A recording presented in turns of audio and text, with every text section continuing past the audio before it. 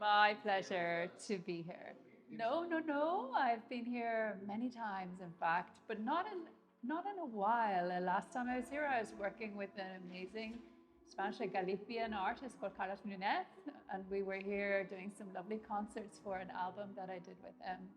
So I love Madrid. I'm so excited to be here, and the summer is still continuing in October. So it's fabulous. I'm so happy.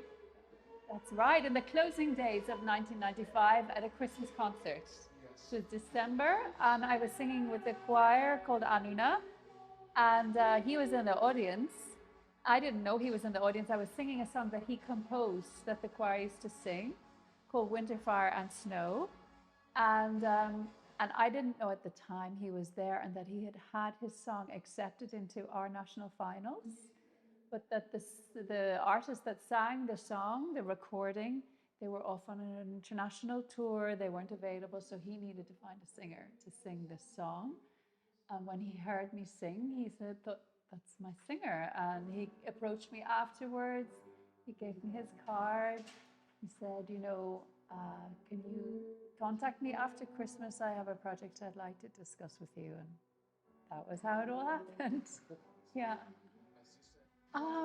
Not really, because it wasn't really the universe that I occupied at the time. There were an awful lot of artists in the Irish finals who were very professional in the light entertainment industry, and I was more of a classical singer. I didn't really know the world. I didn't know how to perform in these big settings with all the lights and the cameras, and so the whole thing took me by surprise, to be completely honest, but I knew the song was really special. It felt special when I was singing it. And so I think that was the connection with the audience, really, was just that energy with the song itself. Yeah.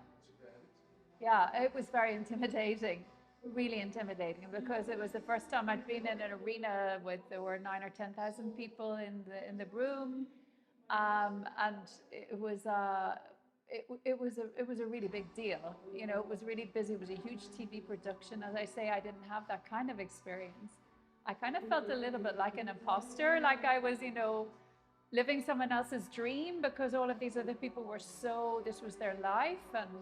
And I very quickly got to love the energy of this performance and this production. But like that, I didn't have any big expectation. I think the favorite at the time in the charts for sure was Gina G, because she was being played on all of the radio stations, and she was even filming Top of the Pops from the roof for BBC, from the roof of our venue. And so everybody's attention was on that. But then a local newspaper contacted me, and they said, in all of the bookies and the betting, your song is running ahead. And they said, "Can you do our eyes and ears, and behind the scenes, can you be our artist on the ground?" And I was like, well, okay, So then it became clear to us that our song was gathering momentum. And my whole band, they were like folk musicians, so we had this really wonderful time. We would sit up late in the lobby and play music in the nighttime, and everybody would come back to our room and we'd play music, like just Irish music feeling. And so we just had a lot of fun. But we were all really taken by surprise with the support for the song, and then the song won by a huge margin in the end. Yeah. No, I don't think I could have possibly felt any more pressure. I was maxed out on pressure. There was no more capacity for pressure. Yeah. Yeah, it was so funny. I think everybody looks back on it now with the sense of kind of awe and wonder as to how did we do it, because we've had such a difficulty having any success in the time since. And even actually, so interestingly, we were 4 out of 5 years, but the one other musician that time was a duo of a Norwegian and an Irish musician. So there was a sense of this continuation, and then the success of Riverdance as an interval act. There was this huge movement of success of Irish music at the time. And it was against the backdrop of not a very prosperous Ireland in the early 90s. I mean, Ireland began to really prosper after that. So it was a lot of fun for the country.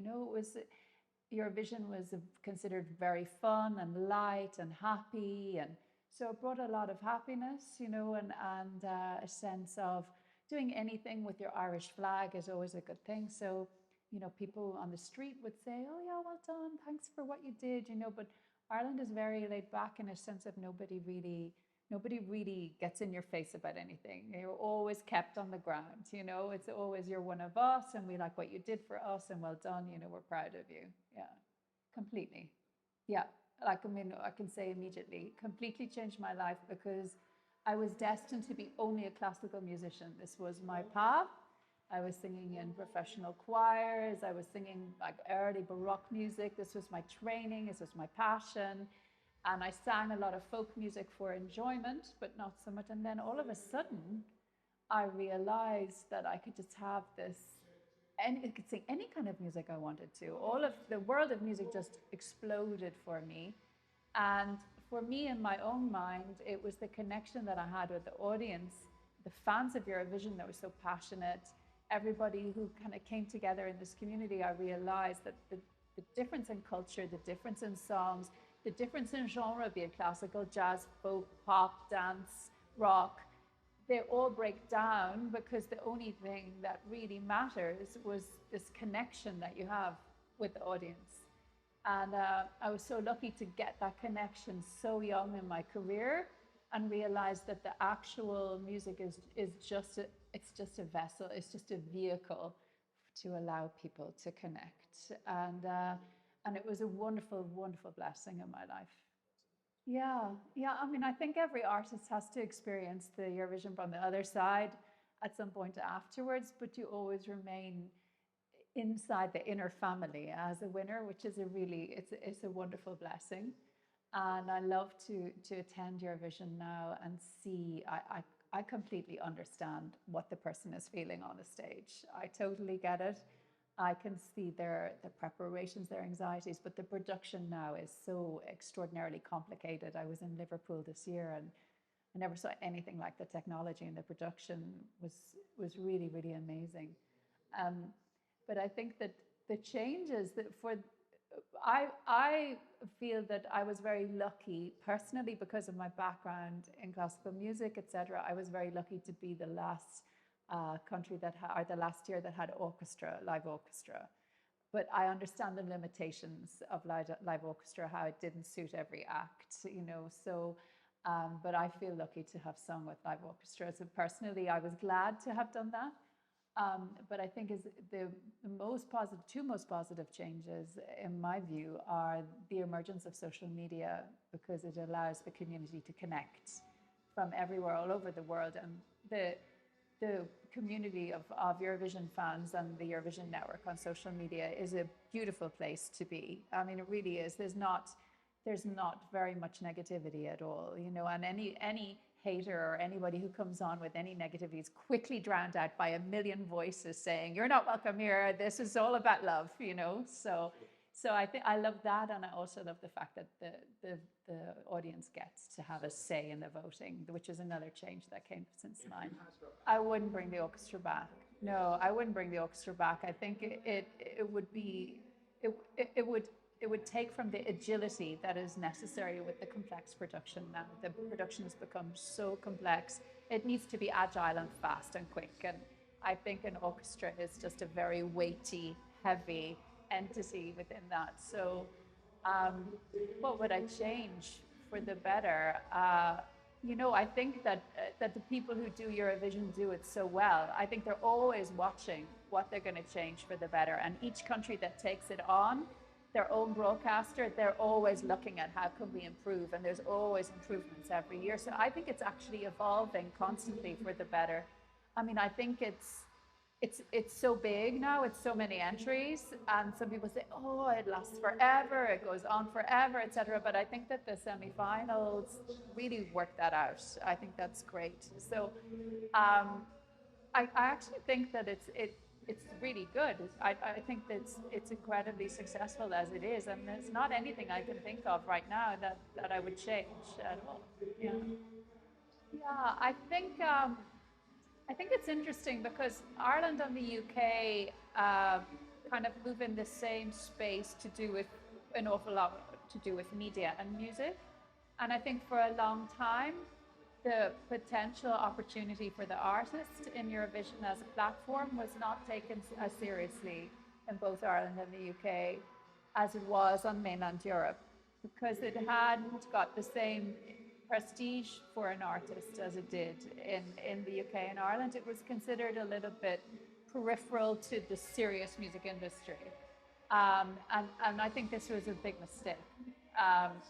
That is, if I'm going to talk about improving anything, it wouldn't be about the Eurovision, the global production of it, but more the Irish approach to it. I think it has been very slow in catching up to the fact that there is no other opportunity for recording artists like Eurovision. It remains the only really big global live music event for an artist to stand up, an emerging artist. For an emerging artist to stand up and become known.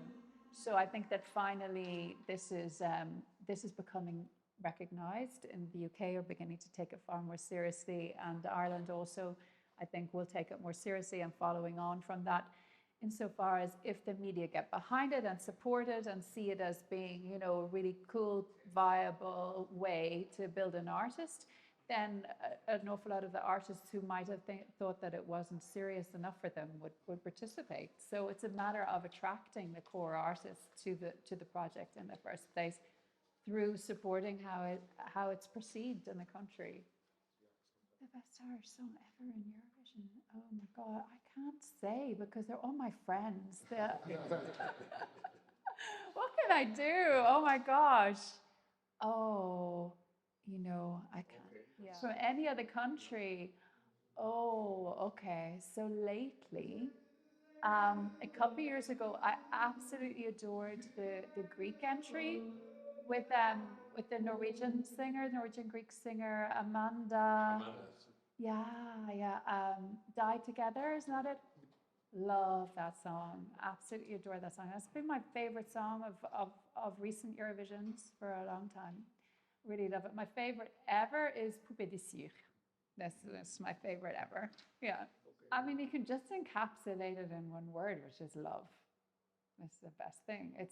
Love says it all, because it's about self-acceptance and self-expression. It's about it being yourself. It's about everybody accepting you. It's about opening up and standing there and knowing that, you know, that I can stand on a stage and everybody, as a new artist, everybody wants me to do well. There's nobody there wishing you bad, wishing you ill. It's just this wonderful, positive, and it all comes down to one word, which is love.